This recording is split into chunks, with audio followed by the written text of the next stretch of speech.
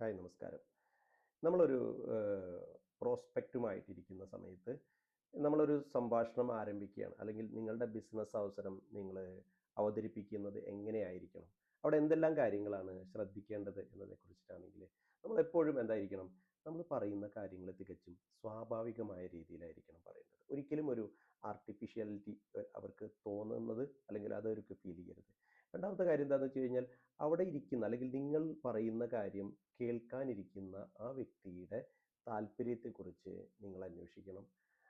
ആ വ്യക്തി പറയുന്ന കാര്യങ്ങളെ കേൾക്കുമ്പോൾ അതിനെ വളരെയധികം ശ്രദ്ധയോട് കൂടി കേൾക്കാനും അത് ഇൻട്രസ്റ്റോട് കൂടിയിട്ട് അവരെ കേൾക്കാനും നമ്മൾ തയ്യാറാവണം. ഒരിക്കലും നമ്മൾ പറയുന്ന കാര്യങ്ങൾ നിർത്താതെ സംസാരിക്കുന്ന രീതിയല്ല നമ്മളൊരു പ്രസൻറ്റേഷൻ അവതരിപ്പിക്കുമ്പോൾ വേണ്ടത്.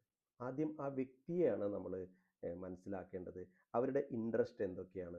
മാത്രമല്ല അവർക്ക് താല്പര്യമുള്ള കാര്യങ്ങൾ അവർ പറയുമ്പോൾ നമ്മൾ അതിനെ എത്ര ആകാംക്ഷയോട് കൂടി കേൾക്കുന്നുണ്ട്. അപ്പോൾ അതിൽ നിന്നായിരിക്കണം പിന്നീട് നമ്മളുടെ ബിസിനസ് അവസരങ്ങൾ പറയുമ്പോൾ അതുമായി കണക്റ്റഡ് ആക്കാനായിട്ട് എങ്ങനെയൊക്കെയാണ് സാധിക്കുക? നമ്മൾ പറയും കോറിലേറ്റഡ് ആക്കി എടുക്കാനായിട്ട് എങ്ങനെയൊക്കെയാണ് സാധിക്കുക? അങ്ങനെ അതൊരു ഒരു ചർച്ച രീതിയിൽ, അതായത് ഒരു ഭാഗത്തു നിന്ന് മാത്രമുള്ള ഒരു ബൊമ്പാർഡ്മെന്റ് ആവരുത്. രണ്ടുപേരും കൂടിയിട്ടുള്ള ഒരു സംഭാഷണമായിരിക്കണം.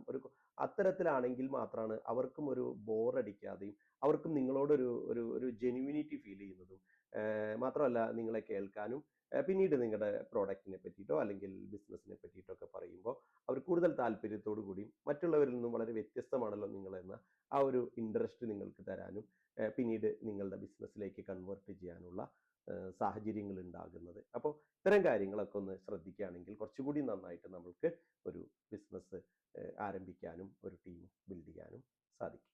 Thank you.